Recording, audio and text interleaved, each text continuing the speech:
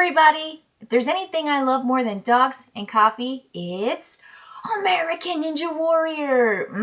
If you are a fan of the channel, you know I love American Ninja Warrior, and the season is upon us, season 14. The qualifiers just started, and so what I'm here to do is present to you my 2022 American Ninja Warrior game.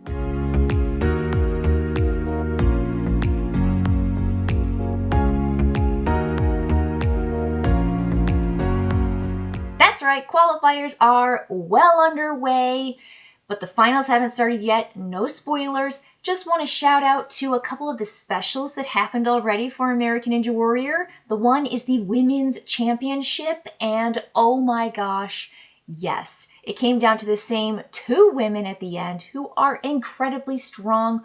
Oh my gosh, they are amazing women, and I'm so happy to see Flex Lebrec win it. Yes, spoiler.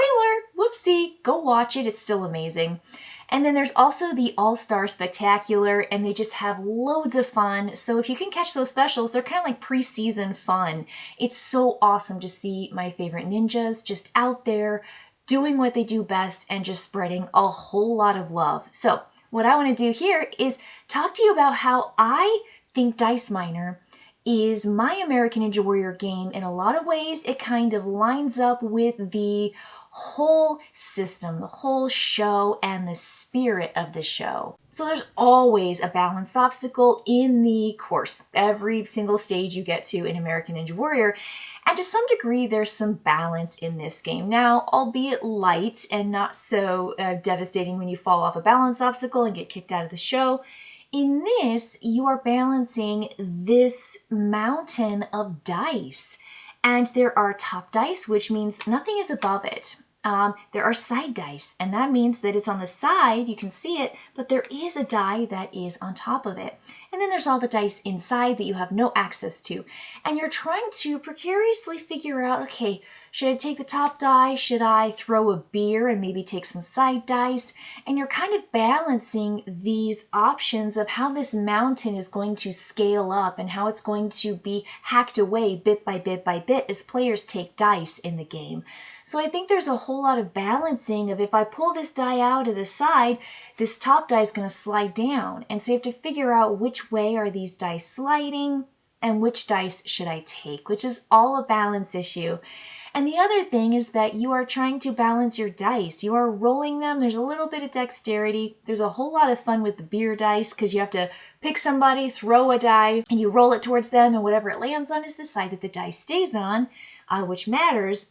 But you're also rolling beers and grabbing dice, and there's just a whole lot of fun. So there is a little bit of balance here, not necessarily, again, to the degree of Ninja Warrior, but I see it. Responding in the moment is a pretty big part of this too, because as players take dice from this mountain to add to their collection of dice, they are going to be leaving you with fewer and fewer options, and you have to look at what have you taken and what should you take in the future. So there are plenty of dice out there that you'd love to take, and what you do when you take a die is simply take it, and the face that's showing on the mountain facing outwards is the number that you set it on the table and take it into your player area. So when you're looking at a shield or a pickaxe, that's the side that it goes on the table and essentially will activate for you on your turn. So you need to be taking dice, thinking about all the different functions of the dice and what combinations work best for you. So thinking on your feet is always a part of this game. It's a fast game, so it shouldn't take you more than 20 or 30 minutes to play. So there's just a lot of fun. There's some dice rolling. There's only 3 phases to the game, and so this mountain, you build up 3 times, take down. That strategizing of the pyramid is the course. So essentially you get to run 3 courses in this game, much like the 6 obstacles in that base qualifiers for Ninja Warrior. Here you're doing it 3 times. So you fill up the mountain, strategize what you're taking on your course, fill it back up again, do it again. You do that 3 times. And so you kind of get to run the course a couple times, adding to the collection of dice that you have. And again, it's just a lot of fun. Taking the dice from that pyramid is just simply the first phase of the game. The second phase of the game comes when you get to do some rerolls. Maybe you got the die you wanted, but not on the face you wanted. You can take one of those reroll. It's this little diamond blammy, and you get to reroll some dice during the reroll phase.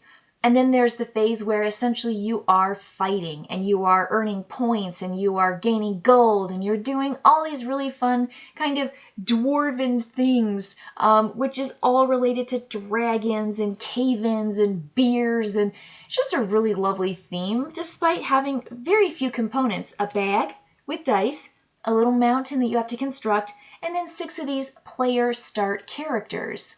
Which absolutely takes me to the other thing I think that totally lines up with American Ninja Warrior is that all of these different characters give players a special skill set, a special ability, or something really cool and unique that the other players don't have access to. And just like in Ninja Warrior, everybody is coming from a totally different path in life that brought them to the American Ninja Warrior stage, to that obstacle course to tackle, and they have a special skill set. Maybe they're a rock climber, maybe they're a parkour expert, maybe they're, maybe they're just young. I mean, they're adding all these teenagers now, and these teenagers are so young and flexible and light and just like talented. I mean, they're talented, of course, but maybe you've got something really, really cool. Some characters are better at re-rolling, other characters are better at defending against dragons or cave-ins.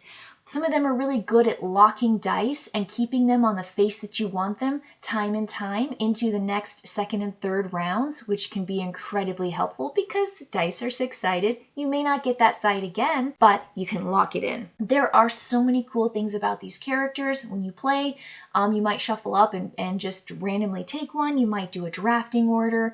But these characters are just like my favorite ninjas. So at this point, I gotta shout out to my ninja I've supported from the start, from way back when, back before he even married his wife and had all the kids. Joe Moravsky, the weatherman, he's my favorite. I love Joe.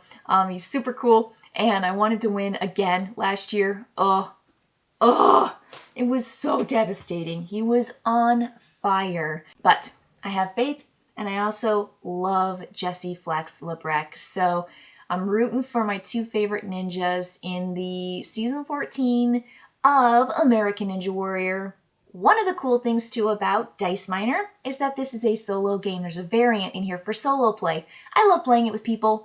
It's super fun because it's light and fast, and I love rolling dice and throwing beers at people. But this has a solo variant, so you can play by yourself.